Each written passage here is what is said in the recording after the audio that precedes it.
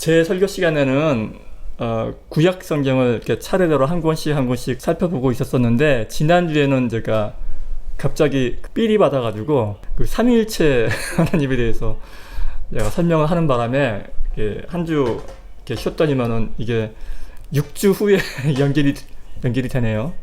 그 지난번에 했던 게 그 여호수아서 했던 것으로 기억을 하는데, 그 이후가 이제 그 사사기입니다. 사사기로 이어집니다. 그래서 오늘 제가 사사기 전체를 제가 한번 이 시간에 조망해 보도록 하겠습니다.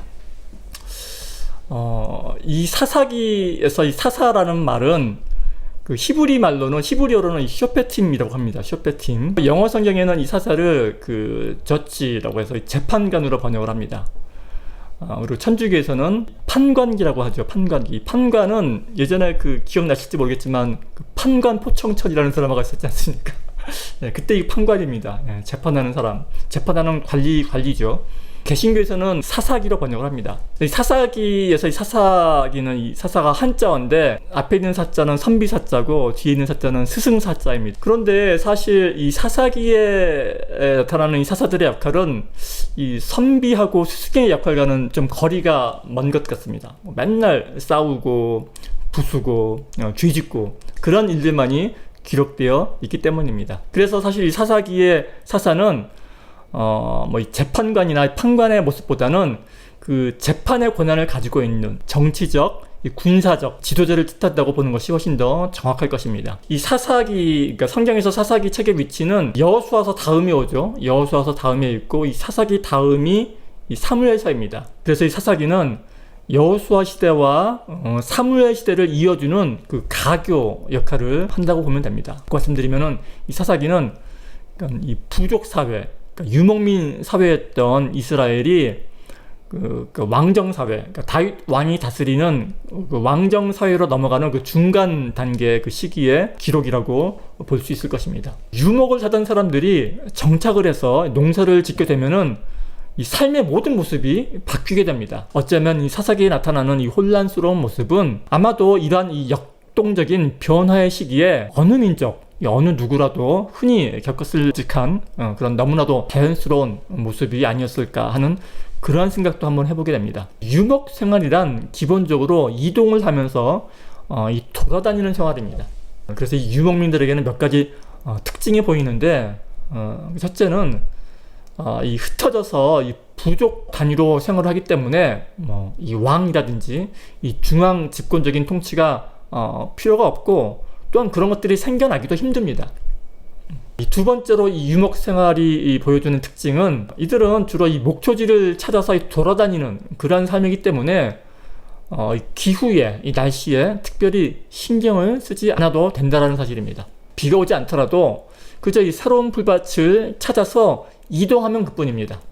그런데 이 약속의 땅인 가나안 땅으로 들어가서 이 정착을 하면서부터는 이야기가 달라집니다. 이 농경 사회는 기본적으로 집단 노동이 필요한 사회입니다. 이 사람들이 많이 모여 살면 모여 살수록 유리합니다. 또한 이 농경 사회는 절대적으로 기후 조건, 이 날씨에 의존하는 삶입니다. 적절한 이 강수량은 농사를 짓는 데 있어서 필수적이기 때문입니다. 그러나 이 두 가지 조건만 기본적으로 충족이 되면은 이 농경 사회는 유목 생활과는 그 비교조차 할 수 없는 이 풍요로움을 선사합니다.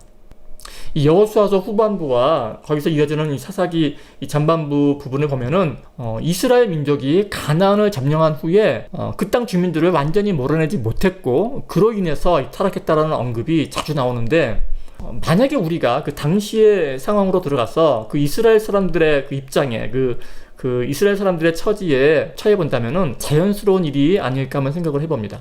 우선 그들은 그 유목민으로서 가나안 땅에 들어가서 그 가나안 땅 그 토착민들이 그들이 누리고 있었던 그 풍요로움에 아마 깜짝 놀랐을 것입니다.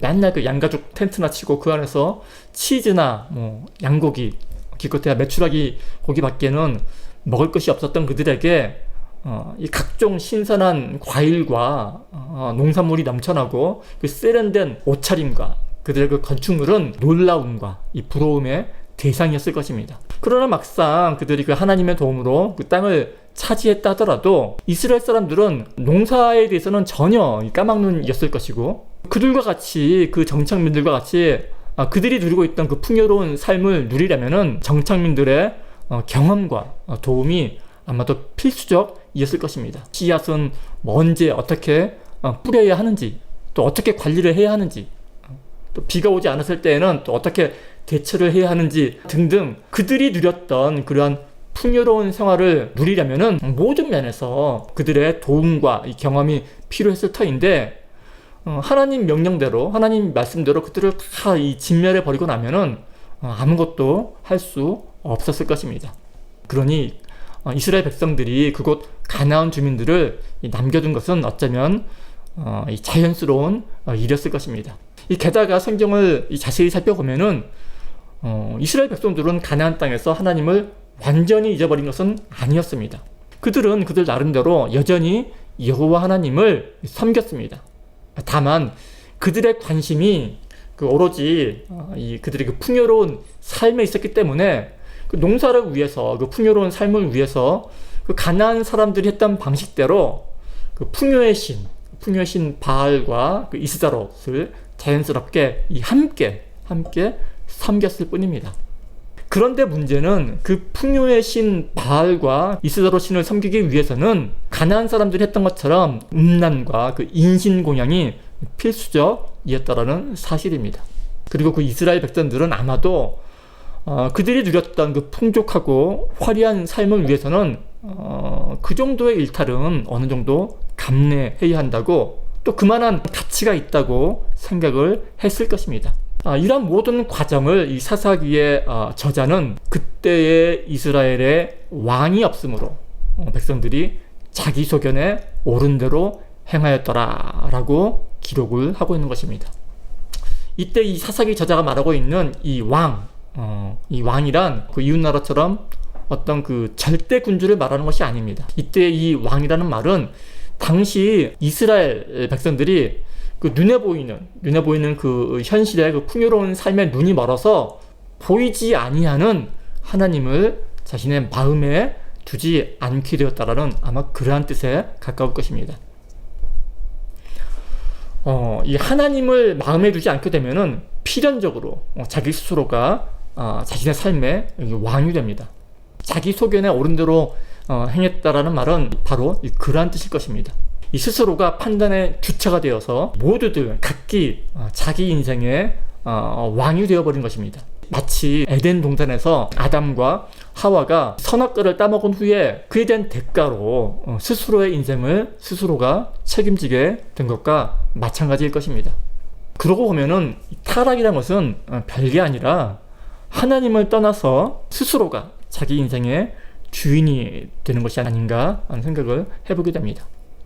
이 사사기에 등장하는 이 12명의 사사들은 한결같이 부족한 면을 드러냅니다.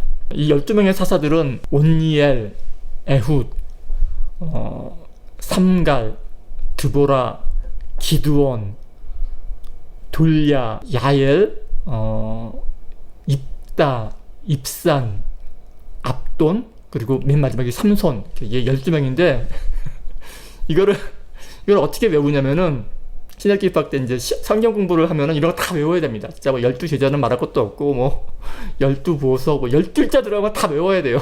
이것도 외워야 되는데 이것을 어떻게 외웠냐면은 이 앞머리만 닦아가지고 옷에 삼두기 돌야, 두 입에 앞손 이렇게 외웠던 기억이 납니다. 옷, 온니엘, 에훗, 삼갈, 드보라, 기드온, 돌야, 야엘, 그리고 두 입, 입다와 입산이죠. 두 입에 앞손, 앞돈과 삼손, 이렇게 외웠던 기억이 있습니다.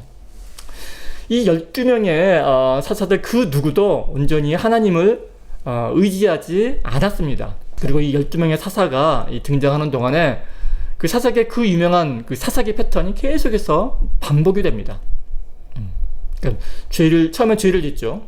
죄를 지어서 신음하면 하나님께서 사사를 보내서 구원하시고 또 승리하게 하시고 또 평안이 찾아오게 되면 또다시 죄를 짓고, 그런데 이러한 사이클은 이 단순한 반복에 그치지 않고 더욱더 안 좋은 약한 순환으로 이어지다가 마침내는 급기야는 이 사사기 후반에 오면은 미가의 신상 이야기라든지 뭐 레위인 첩 사건, 그야말로 정말 이 막장 드라마의 이 끝판을 보게 됩니다. 사실 성경의 이 부분은 이게 청불, 이 청소년 독서 금지입니다. 청소년들은 신장 약한 사람은 읽으면 안 되는 그런 책입니다. 이게 웬만한 이 X등급 소설보다 더합니다. 저는 왜 이런 책이 성경에 포함되었을까 하는 그런 의문이 들 정도입니다. 그런데 제가 어느 날 문득 이 사사기를 찬찬히 읽어보면서 이 사사기에서 나타나는 하나님의 사랑이 꼭 이 인간 부모의 사랑을 닮았다라는 그런 생각을 하게 된 적이 있습니다. 사실 벌 중에서 가장 무서운 벌은 그냥 포기하고 내버려두는 것입니다. 그래서 이 로마서 1장에 보면은 그 하나님이 그들의 마음의 정욕대로 더러움에 내버려 두사라는 그런 구절이 나오지 않습니까? 그러니까 그런 구절이 나오는데, 그러니까 이 내버려 두는 것이야말로 이 가장 두려운 형벌인 것입니다. 제가 이 재혼하기 전에 이제 혼자 호레비로서 혼자 애들을 키울 때 제 어린 애들이 제일 무서워했던 말이 있습니다. 이게 어떤 거냐면은, 어떤 애들이 잘못을 하게 되면은 제가 이제 실컷 꾸짖고 잔소리를 하다가 앞으로 한 번만 더 이렇게 잘못을 하게 되면은 아빠가 더 이상 이렇게 힘들게 잔소리 안 해줄 거야. 너희들 하고 싶은 대로 맘대로 해. 아빠도 힘들어서 더 이상 잔소리 못 하겠어. 맘대로 해. 이런 소리를 하게 되면 애들이 신난다 이게 아니라, 그럴 때 애들이 울음을 터뜨리곤 하더라고요. 사실 부모가 자녀를 혼내키고 벌을 주는 것은 그만큼 애정이 있다는 소리입니다. 옆집 사는 아저씨는 내가 아무리 나쁜 짓을 해도 별 상관을 안 합니다. 자기 자식도 아닌데 쓸데없이 에너지 소비를 하고 싶지 않기 때문입니다. 힘들게 회초리를 드는 것은 이 사랑하는 자식에게나 드는 것이지, 그 옆집 아이에게 쓸데없이 회초리를 들었다가는 거는 그냥 폭력이죠. 폭력. 깜빡합니다. 그래서 저는 이 사사기에서 12번에 걸쳐서 끝까지 포기하지 않으시고 사사를 보내시는 이 하나님의 마음이 곧 그들을 이 자녀처럼 돌보시는 부모의 마음을 닮았다라는 그러한 생각을 하게 된 것입니다. 우리가 이 사사기를 볼 때 한 가지 눈여겨서 보아야 할 부분이 있습니다. 이제 앞서 말씀드린 이 사사기 패턴입니다. 죄를 짓고 나면 회개하고, 회개하면 용서해 주시고, 그러면 또다시 죄 짓고 또다시 회개하고, 이런 사이클입니다. 그런데 여기서 가장 무서운 점은 이 회개가 기계적이 되는 것입니다. 무조건 용서해 주시는 하나님, 아무리 잘못해도 회개만 하면 용서해 주시는 그런 이 하나님에 대한 잘못된 지식이 우리의 경험을 통해서 계속해서 이 각인이 되고 나면 우리 인간은 점점 더 악해질 뿐입니다. 그래서 우리가 이 사사기 패턴을 통해서 한 가지 이 명심해야 할 점이 있다면은, 그것은 우리가 하는 회개는, 그러니까 우리의 회개는 이 구원의 조건이 아니라 우리의 구원은 오로지 하나님의 자비와 그 용서만이 우리의 구원을 가능하게 만드는 유일한 조건이라는 사실입니다. 오해하지 마시기 바랍니다. 이 말씀은 우리에게 회개가 필요 없다는 말이 전혀 아닙니다. 이 말은 오히려 우리의 회개가 아닌 이 하나님의 조건 없는 사랑과 은혜가 구원의 이 절대적 요소라는 것을 강조하기 위한 그런 설명이겠지요. 하나님은 우리의 회개나 우리의 선행을 살펴보시고 그에 대한 대가로, 그에 대한 응답으로서 구원을 허락하시는 분이 아니십니다. 이는 마치 인간 부모가 자녀가 착한 짓을 해서, 이 착한 자녀만을 골라서 양육하는 것이 아니라 자신의 이 모든 자녀를 동일하게 훌륭한 자녀로 양육해내는 것과도 같다고 말씀드릴 수 있을 것입니다. 이 훌륭한 부모는 자녀가 이 정말을 안 들으면은 회초리를 들어서라도, 이 몽둥이를 들어서라도 기어이 이 장성한 분량으로 만들어 내고야 맙니다. 우리가 흔히 말하는 이 성도의 견인이란 바로 이런 맥락에서 나오는 말일 것입니다. 전적으로 타락한 인간이지만 정말 하나님의 저항할 수 없는 은혜로서 끝까지 여기까지 구원을 완수하시는 것이 바로 이 성도의 견인이라는 말씀입니다. 진짜 회개는 하나님을 경외하는 것입니다. 그리고 그 경외함이란 인간인 우리가 하나님을 사랑하는 방식입니다. 그저 무서워서 벌벌 떠는 그런 것이 아니라 마치 이 장성한 자녀가 그 부모님 앞에 예의를 갖추고 그 존경과 함께 그 부모에 대한 사랑을, 그 애정을 표현하는 것이 바로 경외라는 말씀입니다.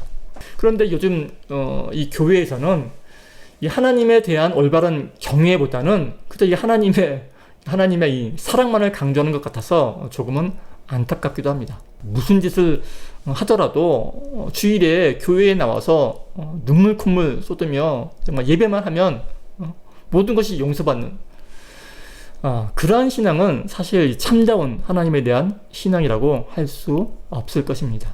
그런데 요즘 교회에는 그런 회개가 너무나 많은 것 같습니다. 정말 많습니다.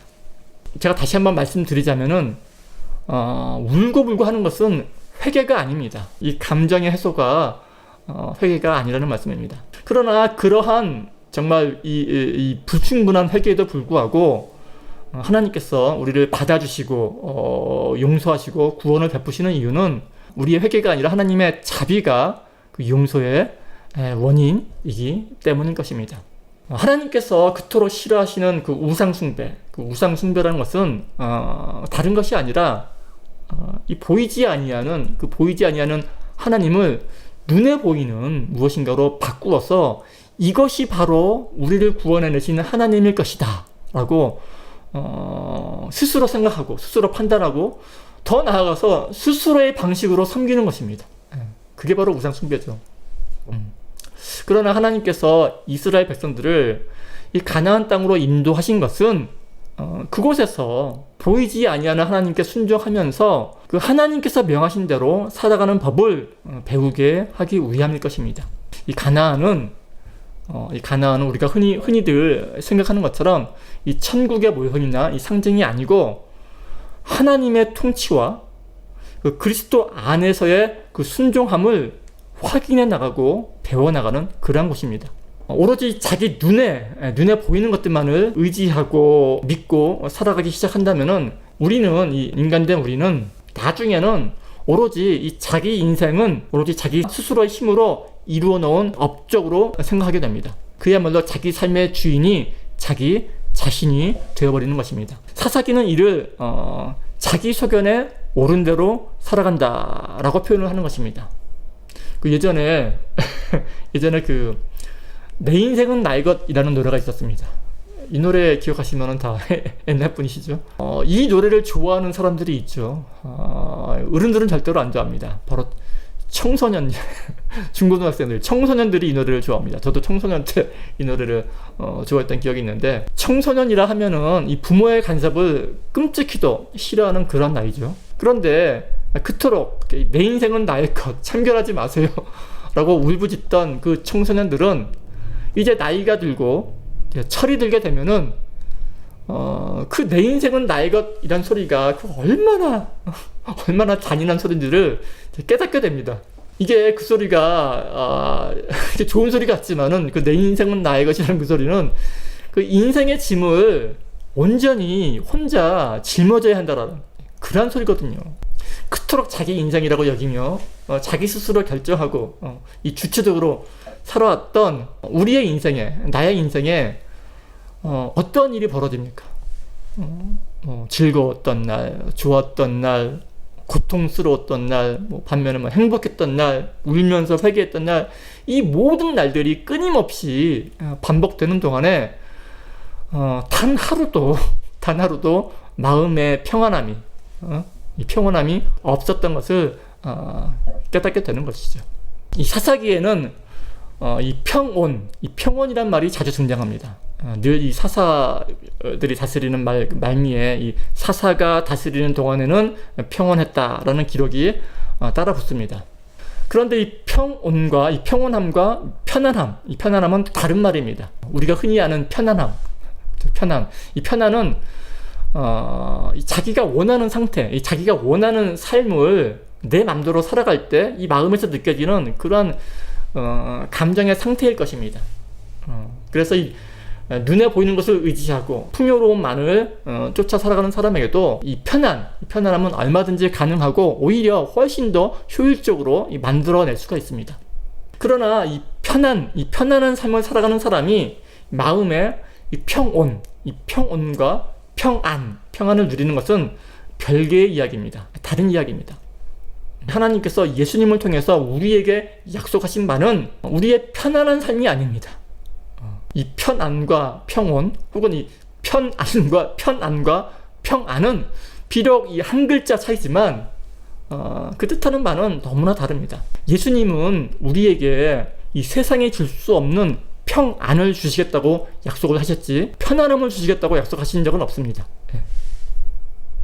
사실 이 편안함이라는 것은 조금이라도 조건이 바뀌게 되면은 곧 사라져버립니다. 안개처럼 사라져버리는 것이고 편안함입니다. 누워서 TV를 보다가 조그만 자세를 바꾸어도 그 편안함은 사라져버리고 맙니다. 그러나 하나님께서 우리에게 주시기 원하는, 예수님께서 우리에게 주시기 원하는 평안은 그러한 조건들과는 아무런 상관이 없습니다. 평안이란, 혹은 이 평온이란 삶의 어떤 조건과는 전혀 상관이 없이 하나님의 백성만이 누릴 수 있는 마음의 상태인 것입니다. 그 유명한 사사기의 그 사이클, 사사기 패턴은 오로지 눈에 보이는 그 풍요로움과 이 편안함만을 쫓았던 그 이스라엘 백성들이 하나님을 붙잡았다가 버렸다가 하는 이 불행한 사이클 속에서는 조금의 나아짐이나 이 조금의 희망이 없고 오로지 더 나쁘고 더 암울한 미래밖에 없음을 너무나도 분명하고 단호한 어조로 지금 우리에게 전하고 있는 것입니다. 사랑하는 좋은 친구 교회 성도 여러분, 우리가 눈에 보이는 것들만을 의지하며 살기보다는 눈에 보이지 않는 우리의 삶의 실질적인 주인이 되신 하나님을 붙잡고 하나님만을 의지하는 그러한 인생들이 다 되셔서 그리스도 예수 안에서 하나님만이 주실 수 있는 평온함을 온전히 누리며 사시는 축복받는 인생의 주인공들이 되시기를 예수님의 이름으로 축복합니다.